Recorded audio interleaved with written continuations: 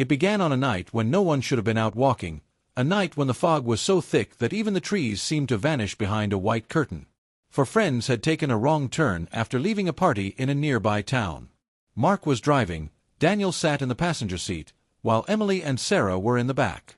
They were laughing at first, joking about how creepy the forest road looked, but after 20 minutes of driving, the road narrowed into nothing but dirt, and finally, the car engine sputtered and died.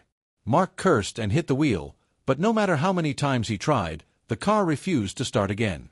"We can't just sit here all night," Emily said nervously, looking out into the fog that seemed to press itself against the car windows.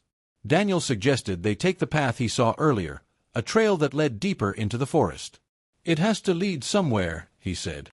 Against better judgment, they all agreed.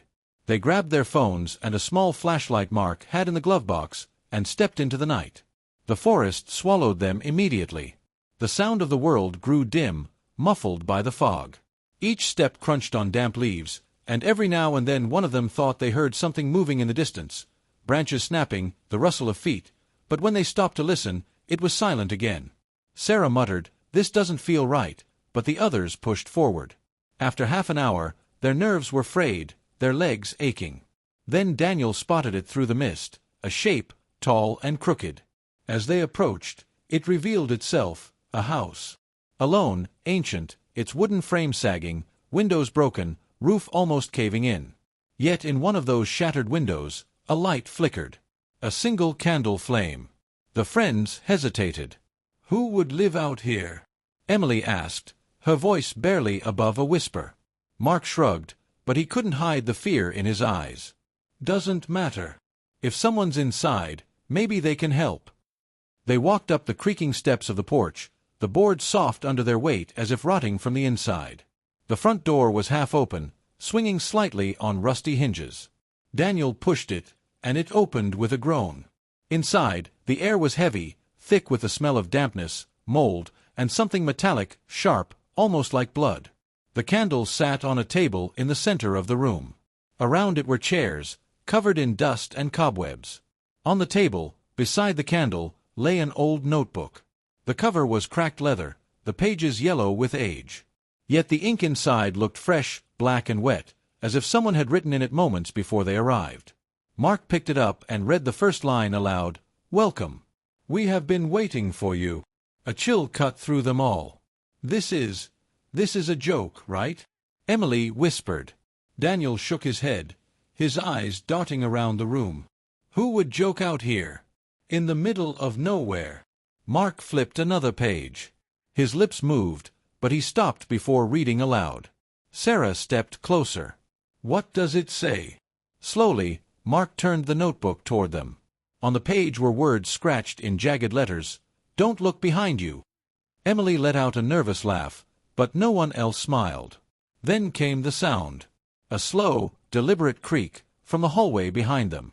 Every hair on their bodies stood on end. Sarah clutched Emily's arm, whispering, "Tell me you heard that." Daniel's flashlight beam shook as he aimed it down the hallway. The peeling wallpaper, the cracked mirror leaning against the wall, the silence, it looked empty. But it didn't feel empty. Mark tried to laugh it off. "Old houses make noises," he said, but his voice cracked. Then Daniel's light caught the mirror. At first it showed their pale, terrified faces standing together in the room. But then, another figure appeared behind them. Tall, thin, its skin pale as ash. Its face smooth except for a wide, black grin that stretched far too long. Emily screamed. The flashlight flickered and went out. Darkness crashed down around them. Panic erupted. Sarah stumbled, knocking the candle to the floor. The flame went out. Now there was only blackness, thick and suffocating. In the dark, their breathing filled the silence, ragged and desperate.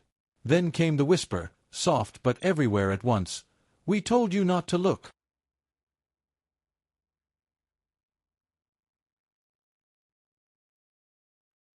The whisper crawled through the room like a living thing, brushing against their skin, slipping into their ears.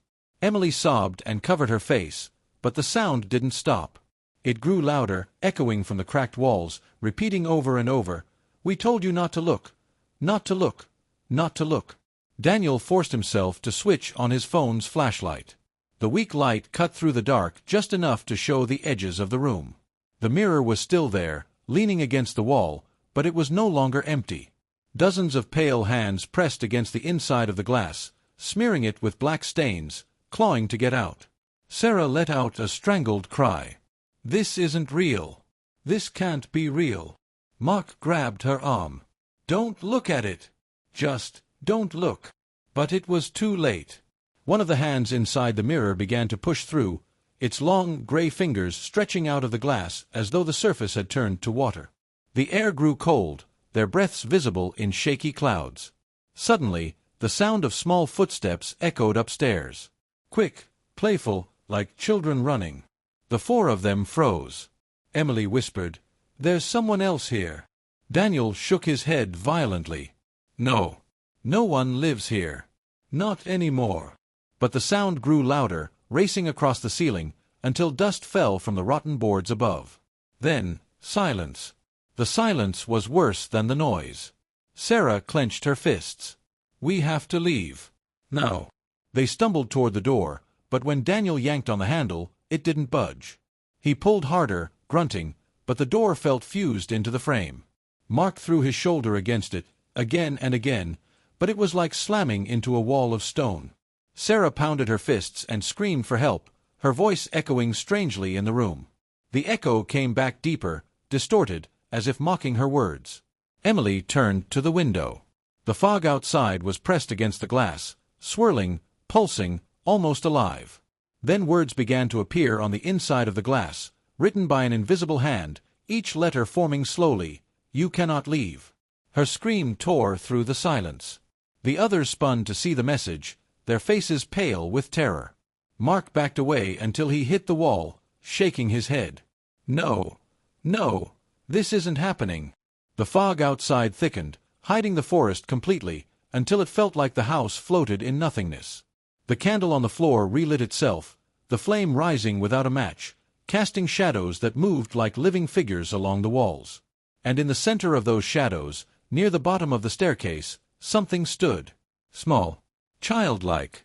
Its head tilted to the side at an unnatural angle. The figure didn't move. It only watched. Its shadow stretched along the wall, growing longer and longer, until it touched their feet. Emily choked on her breath. "It's a child," she whispered. But as the figure stepped forward into the weak glow of the candle, they saw it was no child. Its skin was gray, its eyes two empty sockets, and its mouth was sewn shut with black thread. Yet the voice they heard was clear, echoing from every corner of the house. "Come play with us." The four friends pressed against one another, trembling, their minds screaming to run, but their bodies refusing to move. The figure tilted its head again, and then the thread across its mouth snapped open one by one, like ropes breaking under pressure. Slowly, a grin spread across its face, stretching far too wide. The air grew heavier, pressing down on their chests until every breath was a struggle. Sarah whispered a prayer under her breath, but the voice interrupted her, mocking and cruel, "No prayers here. Only play." And then the candle blew out. The candle's flame vanished, and the house fell into a darkness so complete that even the fog outside seemed brighter. For a few long seconds, there was nothing, no sound, no breath, just the suffocating silence of a tomb. Then came the creak of the stairs. Slow, deliberate. Each step groaned as if something heavy was moving down toward them. Emily's shaking hand found Daniel's arm. "It's coming," she whispered, her voice barely audible. Daniel forced himself to switch his phone's light back on. The weak glow revealed only fragments of the room, the table, the shattered glass on the floor, the decaying wallpaper. But the stairs were empty. No figure. No child. Only the echo of those impossible footsteps. Mark whispered harshly, "We can't just stand here. There has to be another way out." He turned toward the back of the room, and that's when he saw it. A door, half hidden behind a tall, broken cabinet. It looked older than the rest of the house, its wood swollen with moisture, the handle black with rust. He grabbed it with both hands and pulled. The door resisted, groaning like a living thing. Finally, with a sharp crack, it swung open, releasing a wave of foul, icy air. A staircase descended into darkness, deeper into the ground. "No," Sarah said firmly, shaking her head. "We are not going down there." But behind them, the front door rattled violently, as though something was pounding against it from the outside, trying to get in. The walls trembled, dust falling from the ceiling. Emily screamed. Daniel didn't hesitate. He pushed everyone toward the open door. "Move!" he shouted. "Move now!" One by one, they stumbled onto the stairs. The wooden steps groaned and cracked beneath their weight. The air grew colder with every step, so cold it burned their throats. When Daniel's light swept across the walls, they saw scratches carved deep into the wood, hundreds of them, overlapping, as if desperate hands had clawed their way in or out. Words scratched over and over. "Let us out! Let us out!" Emily covered her mouth, sobbing, "What happened here?" Nobody answered. At the bottom of the stairs, the narrow corridor stretched into blackness. The floor was dirt, damp and uneven, and the ceiling hung so low they had to duck to move forward. Daniel's light revealed broken toys scattered along the ground, dolls with missing heads, cars with twisted wheels, a teddy bear with no eyes. Sarah picked one up, only to drop it with a gasp. Its fur was wet, soaked with something dark that dripped between her fingers. Blood. They pressed on, the tunnel curving sharply until they entered a wider room. Here the smell was unbearable: rot, mold, iron. Chains hung from the ceiling, swaying slowly though there was no wind. In the center of the room stood another table. On it, another candle burned. This time, no one had lit it. And beside the candle was another notebook, identical to the one upstairs. Mark picked it up with trembling hands. The cover was slick, wet with something sticky. He flipped it open. The first page read, "You came downstairs. Good. Now you belong to us." Emily screamed and backed against the wall. Her hand touched something cold and she turned, only to see a face staring at her from the darkness. Pale, eyeless, its mouth sewn shut like the child upstairs. She screamed again, and the figure melted into the shadows, gone before anyone else could see it. Daniel slammed the notebook shut. "We have to destroy this place," he muttered, his voice shaking. "It's not a house, it's a trap." But before anyone could answer, the candle flame grew taller, stretching upward like a living thing. The shadows on the wall deepened, forming shapes, dozens of them, surrounding the four friends. Some were tall, some bent, some crawling on all fours, their outlines twitching and jerking as though they were made of broken bodies. Then the voices came. Hundreds of whispers, all at once, filling the room, pressing against their skulls. Say, stay with us. Forever, forever, forever." Sarah clamped her hands over her ears, screaming, but the voices were inside her head.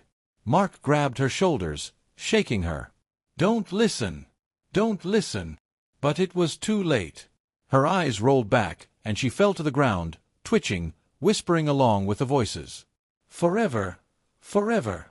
Emily fell to her knees beside her, sobbing. Daniel raised the flashlight high, swinging it wildly. The shadows hissed and pulled back for a moment, shrinking against the walls. "Light!" he shouted. "They hate the light." Mark turned on his phone flashlight. Emily did the same. The beams pushed the shadows back further, but the whispers didn't stop. Then, all at once, the candle blew out again. Darkness consumed the room. And Sarah's voice rose in the silence, but it wasn't her voice anymore. It was deeper, twisted, echoing with something inhuman. She rose slowly to her feet, her eyes black and empty. When she smiled, her teeth were too sharp. "Forever," she whispered. Sarah's voice echoed in the underground chamber, no longer hers, layered with something ancient, cruel, and mocking. Her body swayed as if pulled by invisible strings, and the shadows on the walls seemed to move with her. Emily sobbed, shaking her head. "That's not Sarah, that's not her." But Sarah's black eyes fixed on Emily, and the grin spread wider, stretching unnaturally until the skin of her cheeks cracked. Daniel stepped in front of her, holding the flashlight like a weapon. "Stay back," he warned, though his hands trembled. Sarah tilted her head, her mouth twitching, and in a voice that was not hers, she whispered, "You shouldn't have come here. Now one of you must stay."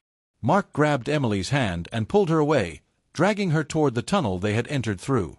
But when Daniel swung the light toward it, the tunnel was gone. The entrance was sealed by solid stone, as if it had never been there at all. Mark pounded his fists against the wall, screaming in rage and fear. "No! This isn't real! This isn't real!" His knuckles bled, but the wall did not budge. Behind them, Sarah moved closer. The sound of chains rattled overhead, though none of them moved.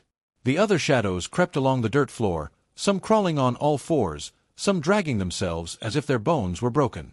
Emily clung to Daniel, whispering prayers, but the words twisted in her mouth, her own voice sounding unfamiliar as if the house was repeating them in mockery. Suddenly, Sarah's body jerked violently, and she collapsed to the ground, twitching.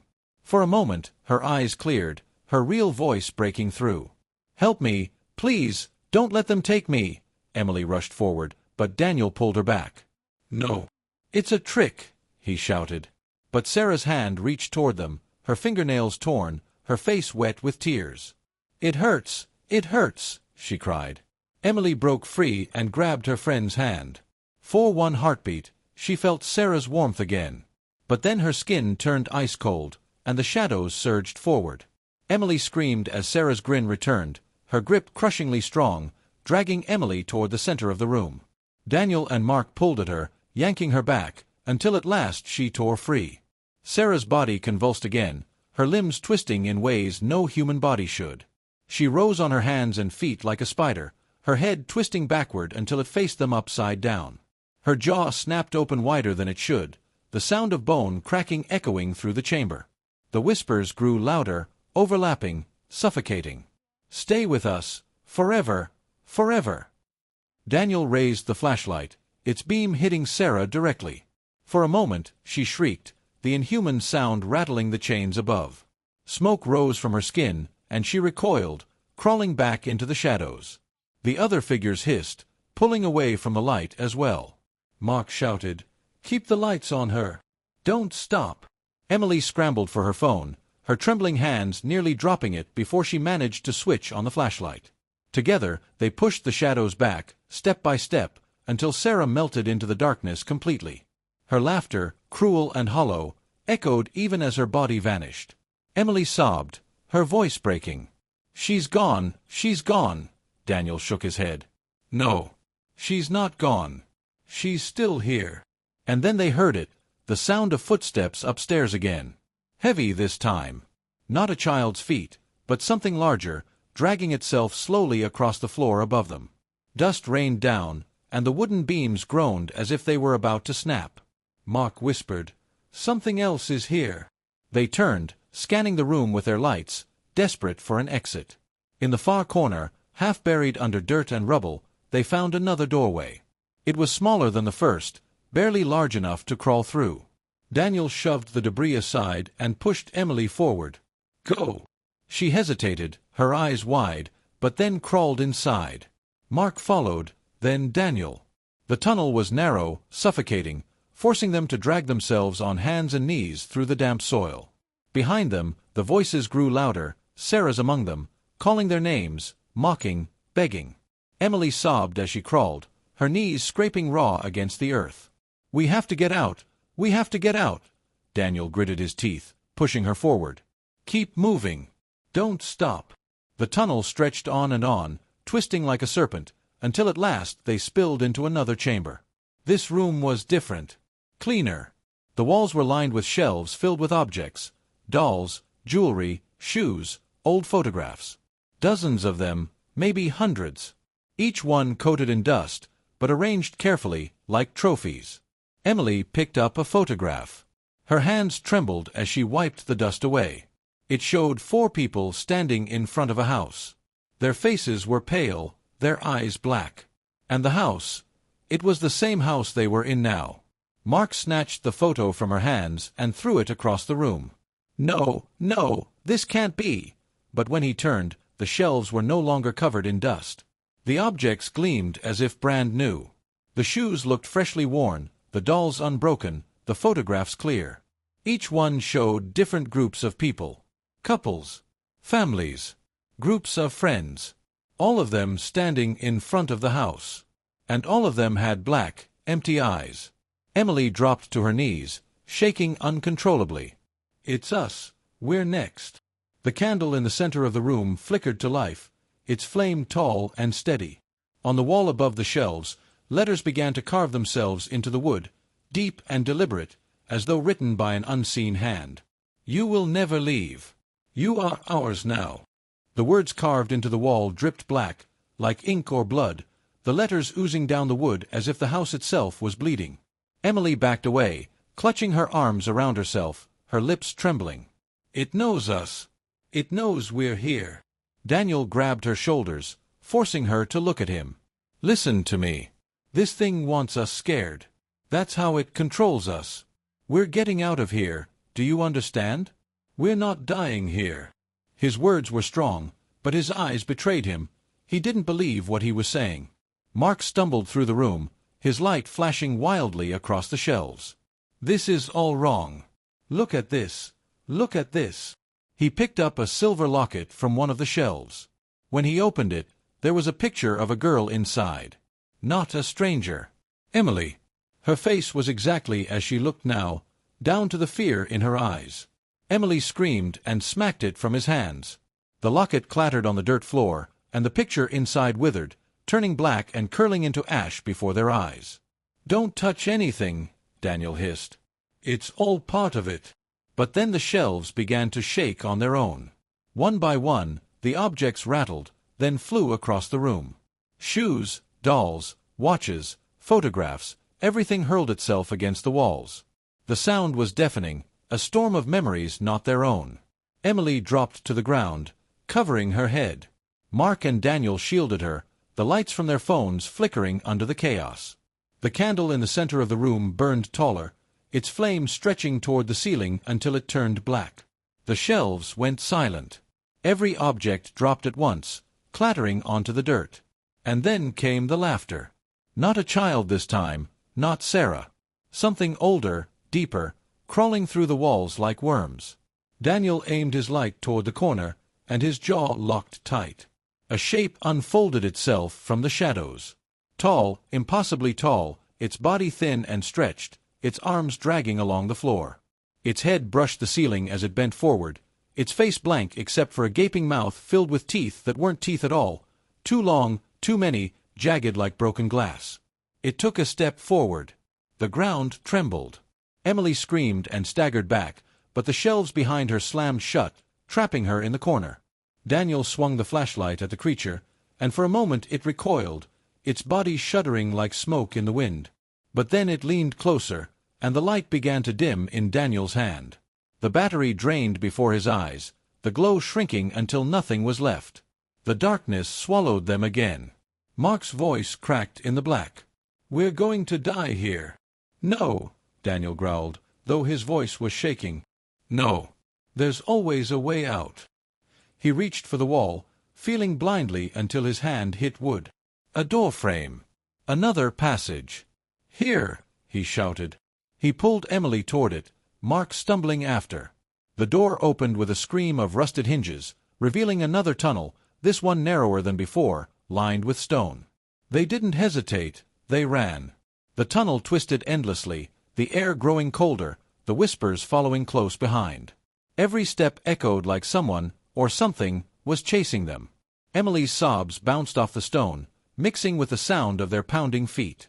Mark tripped, scraping his arm along the wall, but Daniel yanked him up and forced him forward. Don't stop. Don't stop for anything. At last, the tunnel opened into another chamber. But this one was different.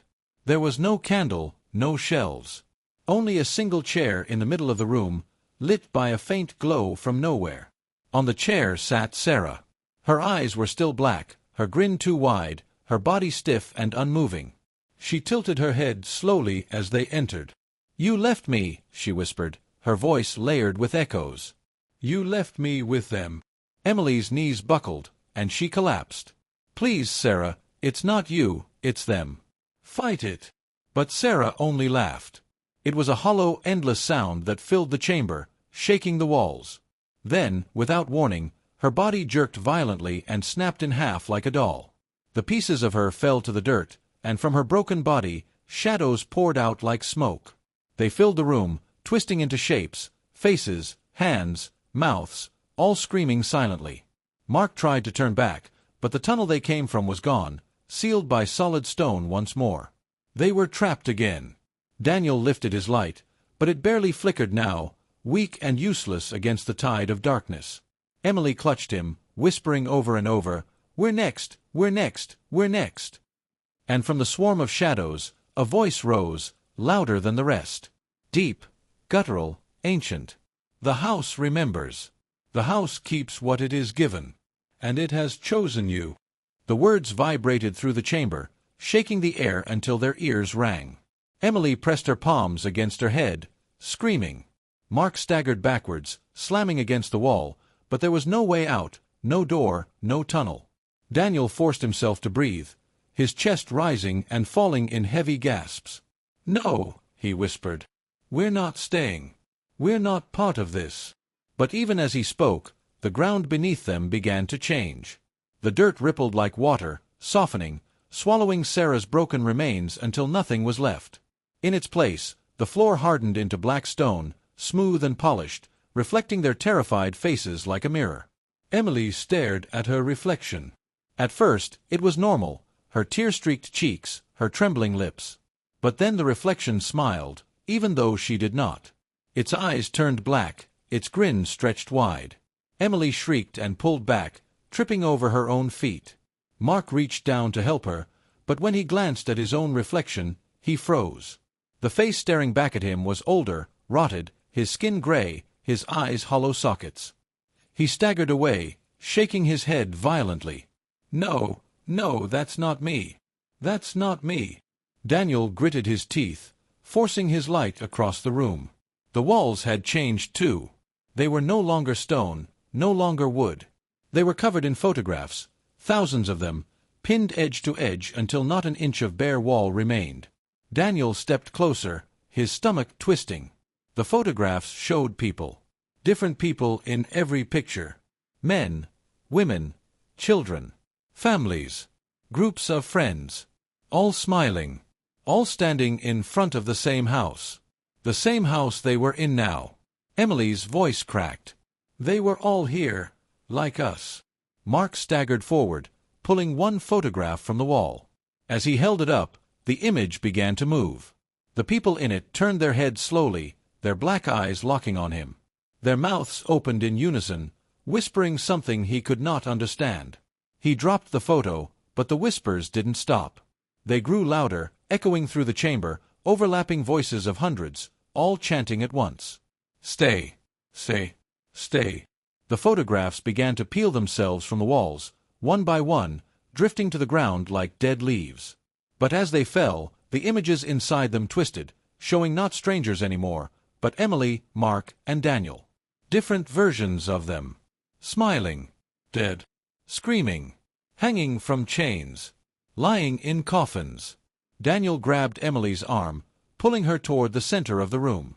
"Don't look at them. Don't listen. It's lies. All of it."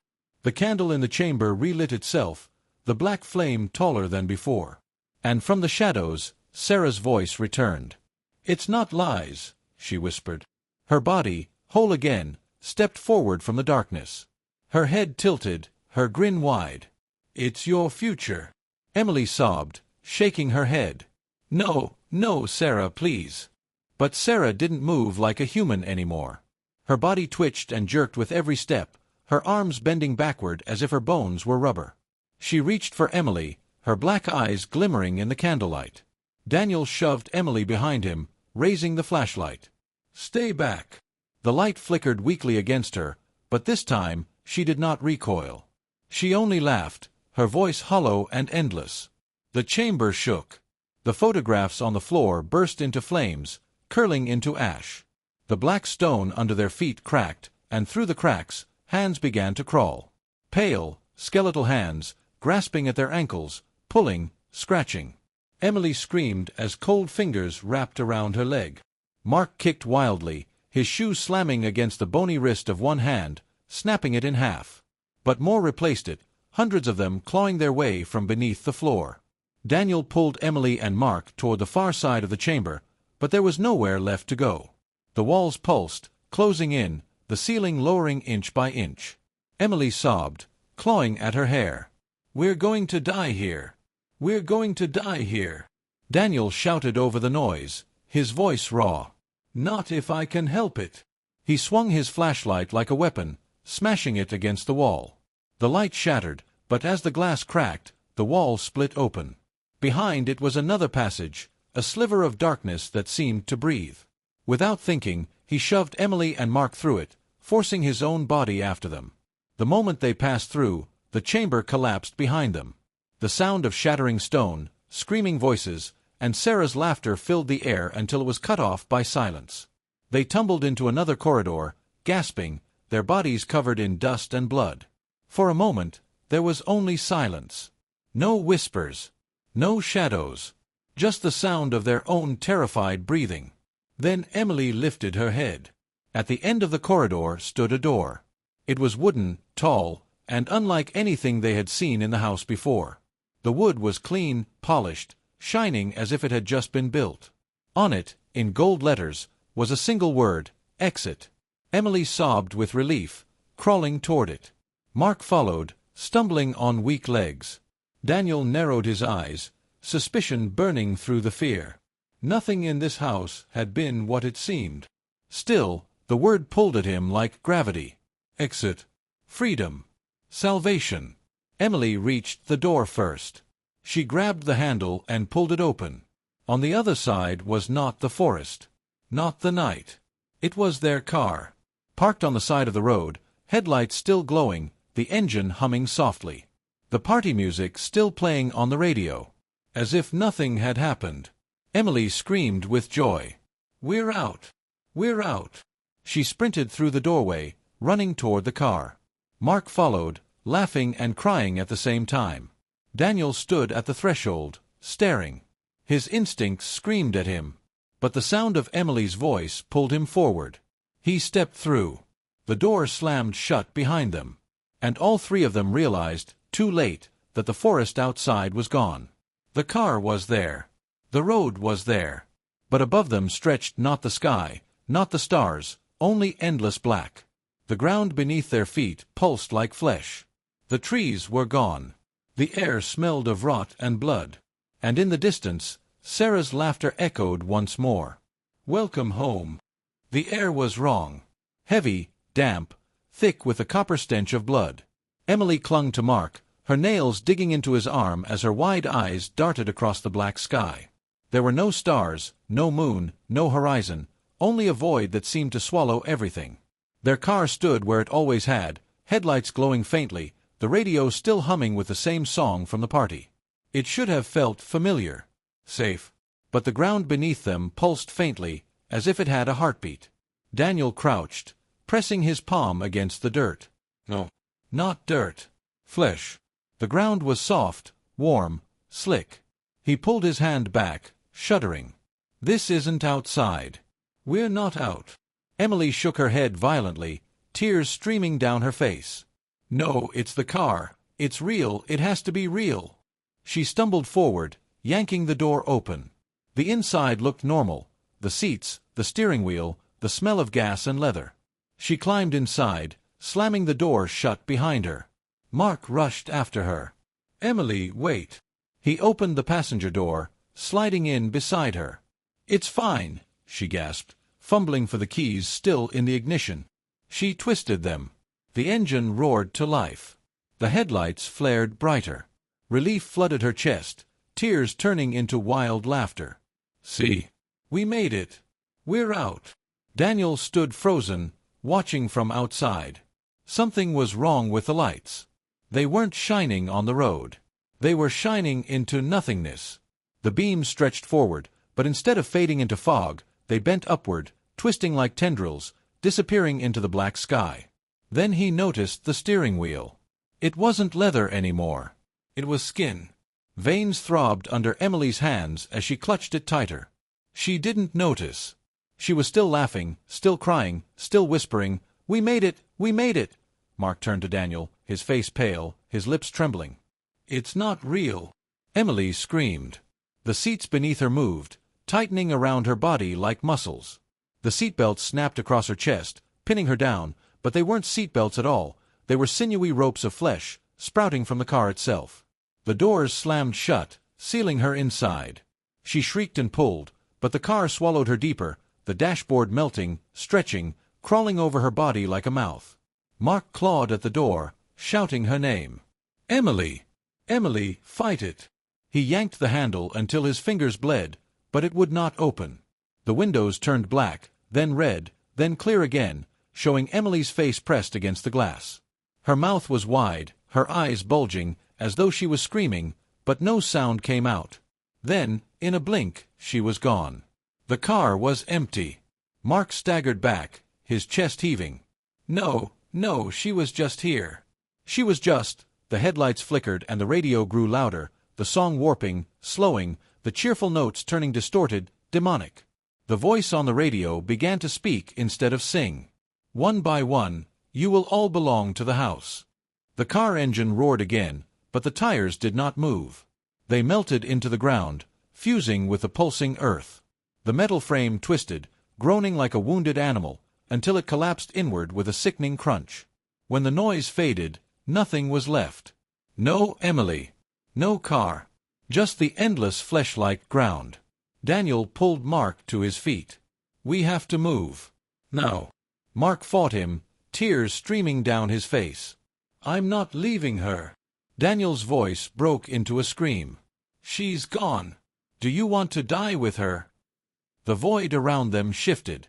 The black sky rippled as if something massive moved within it. A deep, rumbling growl shook the ground. Daniel grabbed Mark by the arm and dragged him forward. "Run!" They stumbled through the darkness, the ground pulsing beneath them, the whispers returning louder than before. Emily's voice among them, calling their names, begging, laughing. Mark clutched his head, sobbing. "She's alive! She's alive!" Daniel didn't answer. He couldn't. Because in his heart, he knew the house was only playing with them.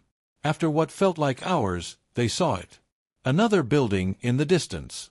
Not a house this time. A church. Its tall spire stretched upward into the void, its windows glowing faintly with warm light. Mark collapsed to his knees, gasping. "It's real. It has to be real." Daniel narrowed his eyes. Nothing here was real. But still, the light pulled at them like a promise. Together, they stumbled toward it. The heavy wooden doors opened before they could even touch them, creaking wide, spilling golden light into the black. Inside, candles burned in every corner, their flames tall and steady. Wooden pews lined the room, and at the far end stood an altar. Behind it, a man in priest's robes waited, his hands folded. "Welcome, children," he said, his voice deep, soothing. "You are safe here." Daniel froze. His instincts screamed again. Something in the priest's face was wrong. His eyes glowed faintly in the candlelight, not warm, but cold. "Hungry." Mark fell to the ground, sobbing. "Please, help us. We just want to go home." The priest smiled, opening his arms wide. "And you shall. All who come here are welcomed into the eternal home." Daniel pulled Mark back. "No. Don't trust him." But the priest's smile only widened. His teeth were too sharp. His shadow stretched unnaturally long across the floor. And behind him, the altar began to bleed. The altar bled slowly at first, dark streaks running down the wood, but then it gushed, a river of thick black-red liquid flooding across the stone floor. The candles did not flicker. The priest's smile only grew wider as the blood pooled at his feet. Daniel yanked Mark back, but Mark resisted, his voice breaking. "He's a man of God. He can help us." "No," Daniel hissed. "Nothing here is real. Look at him." Mark finally raised his eyes. The priest's robes had begun to rot away, dripping into the blood like melting wax. His skin cracked, peeling in strips, revealing pale muscle and bone beneath. His eyes glowed brighter, burning like coals in a dead skull. And yet, his voice remained calm, soothing. "Do not be afraid, children. All must kneel before the house." The floor beneath the pews split open. From the gaps crawled pale arms, dozens of them, dragging themselves across the floor.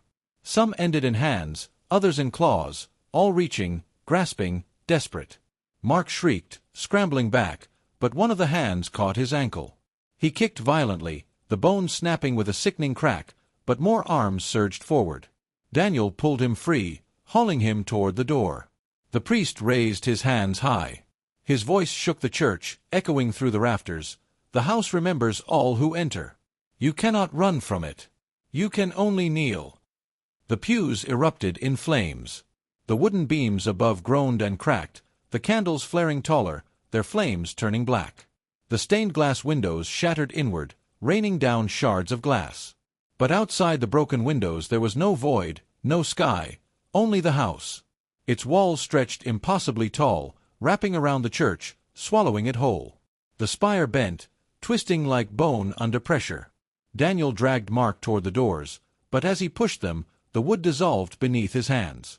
The doors melted like flesh, sealing shut, pulsing with a heartbeat. Behind him, Mark screamed. One of the pale arms had crawled up his leg, its fingers sinking into his skin. Daniel turned and ripped it off, but when he looked closer, he realized the hand was human. Not monstrous.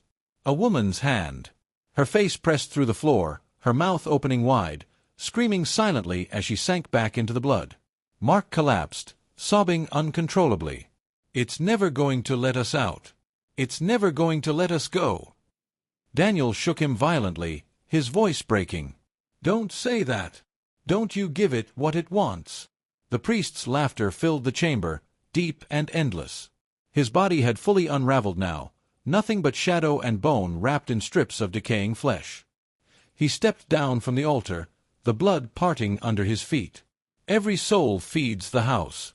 Every scream is a hymn. And you," his head tilted toward them, his jaw unhinging like a snake, "you will sing forever." The ground split beneath Daniel and Mark, opening into a chasm of writhing bodies. They were piled on top of each other, their eyes hollow, their mouths sewn shut, yet still they moved, reaching upward. The smell of rot and smoke filled their lungs. Daniel pulled Mark back, pressing them both against the corner of the collapsing church. He raised his light, what little remained, and shouted into the dark. "What do you want from us? What will make this stop?" The priest froze. The shadows around him stilled, the blood paused mid-pulse. For a moment, the silence was worse than the noise. Then his mouth stretched wider, his voice a guttural growl. "A trade. One stays. One kneels. One feeds. The other may leave." Mark's eyes widened, filling with horror. He shook his head violently. "No. No, don't listen. It's lying. It's always lying." Daniel swallowed hard, his breath shallow. But deep inside, he knew it wasn't lying this time. The house wasn't just a place, it was a hunger. And hunger could be bargained with. The floor quaked, splitting wider, the writhing bodies clawing at the walls.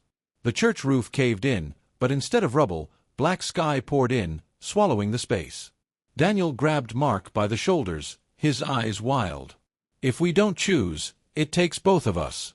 Do you understand?" Mark screamed back. "I'm not leaving you. We're not leaving each other."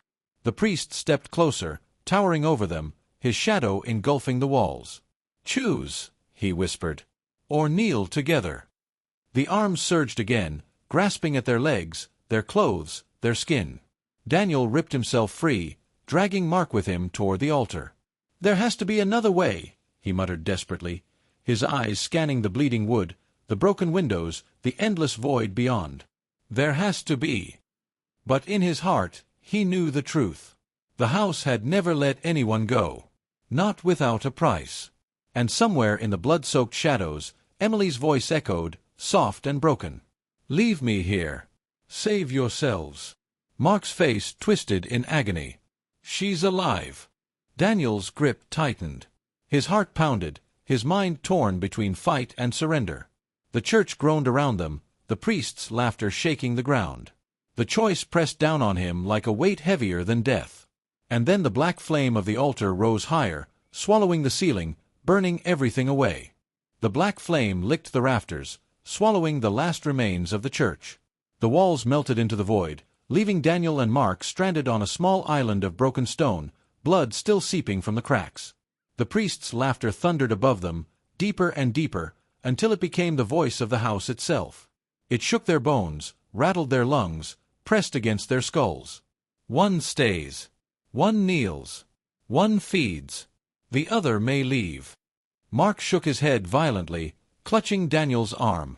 Don't listen. It's lies. It's always lies. His eyes were wide, feverish, desperate. Daniel looked at him, at his best friend, his brother in everything but blood. His throat tightened until he could barely breathe. If we don't choose, we both die here. The ground split again. From the cracks, pale arms reached, clawing and tearing, dragging themselves upward. Faces pushed through the stone, rotted, sewn shut, screaming silently. Among them, Daniel saw Emily's face. She opened her mouth, black thread snapping as she whispered, "Choose." Mark screamed her name, reaching toward her, but Daniel pulled him back. The arms nearly caught him, their cold fingers brushing his skin before sinking back into the cracks. The priest's towering figure loomed closer, its shadow stretching across the stone. His voice, now a growl, rolled like thunder, "Choose." Daniel raised the flickering light one last time. The beam cut across Mark's face, bloodied, terrified, but alive. He wanted to save him. He wanted to save them all. But the truth was undeniable. The house had been here for centuries, maybe forever. No one left without sacrifice. Mark clutched Daniel's shoulders, sobbing, "Please, don't leave me. Don't let it take me." Daniel's hands shook. His chest burned. His heart screamed to fight, but his mind whispered the truth. Only one of them would walk away. He closed his eyes, whispering through his teeth, "I'm sorry." He shoved Mark backward. Mark's scream tore through the void as pale arms erupted from the cracks, wrapping around his body, pulling him down into the black. He fought, clawed, begged, his eyes wide with betrayal, his voice raw. "Daniel! Please! Please don't!" The ground swallowed him, the darkness closing over his face until only silence remained. The priest's laughter roared louder, shaking the void. The black flame consumed the altar, then shrank, collapsing inward until only Daniel remained, standing on solid ground once more.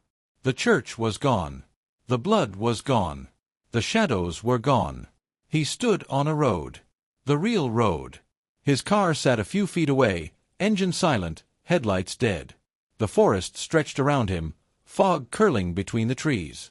It was over. Or so it seemed. Daniel staggered forward, his body weak, his eyes burning. He gripped the car door and pulled it open. The seats were cold. The steering wheel was leather again. He collapsed inside, resting his head against the wheel, sobbing. The silence of the forest wrapped around him, gentle, almost merciful. But then, in the mirror, he saw it. Not his own face. Mark's. Black-eyed. Grinning. Daniel froze, his chest tight, his breath stuck in his throat. The radio crackled to life, though the keys were not in the ignition. A voice whispered softly, almost kindly. "The house remembers. Always. You left him behind. And now you are never leaving him." The engine roared. The headlights flared. The car doors locked. Daniel pounded against the glass, screaming, but the forest outside dissolved, melting into black. His reflection vanished, replaced by dozens of others. Emily, Mark, Sarah. Strangers with hollow eyes. All of them grinning. All of them whispering together. "Forever. Forever. Forever." The car sank into the void. The road disappeared. The house stood once more, silent and waiting, its broken windows glowing faintly with candlelight. And inside, the notebook lay open on the table. A new line had been written. "Welcome. We have been waiting for you."